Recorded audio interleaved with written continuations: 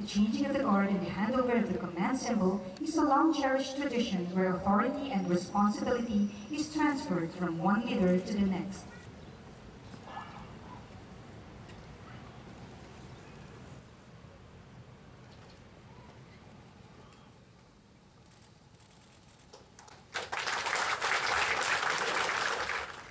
Today, the Presidential Security Group, or PSG,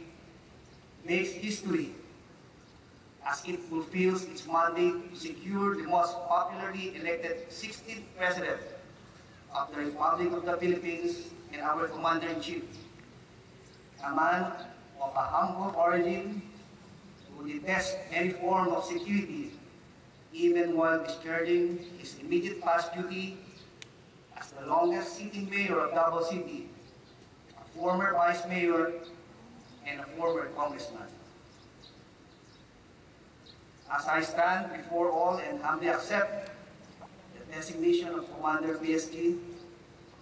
I thank President Rodrigo Roa Duterte for his trust and confidence in my ability to lead this elite unit.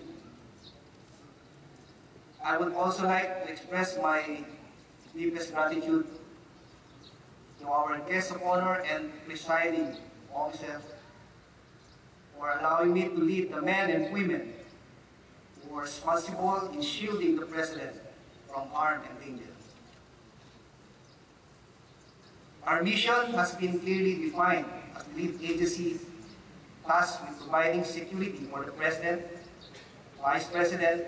and their immediate families, as well as for visiting heads of state and foreign dignitaries. It is our responsibility to secure the seat of government,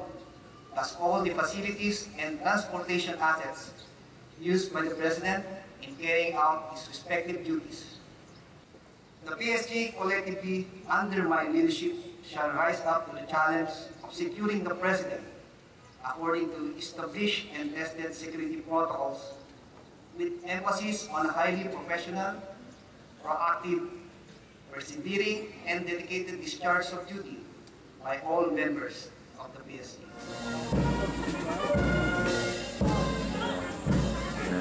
Next is the 2nd Battalion from the Presidential Escorts led by Commander Ibanez, Philippine Navy. His staff, Lieutenant Commander Anas, Philippine Coast Guard, Major Martinez,